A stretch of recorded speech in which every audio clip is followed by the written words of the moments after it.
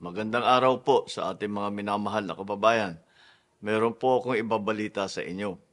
Simula Martes, Abril na ang 14, may malaking rollback sa presyo ng langis. Mahigit 20 piso ang ibababa sa diesel. Ang gasolina naman may bawas na 4 pesos 43 centavos kada litro.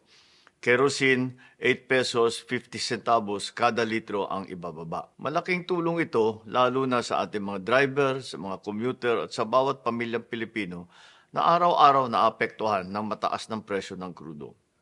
Hindi pa ito sapat, kaya tuloy-tuloy naman ang ginagawa ng inyong pamahalaan para maibsan ang epekto nito sa inyong pang-araw-araw na buhay.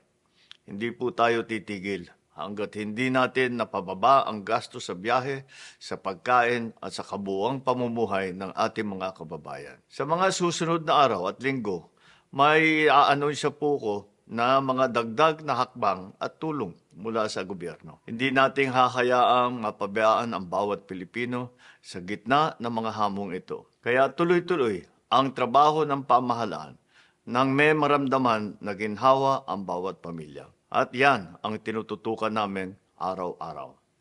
Maraming salamat po.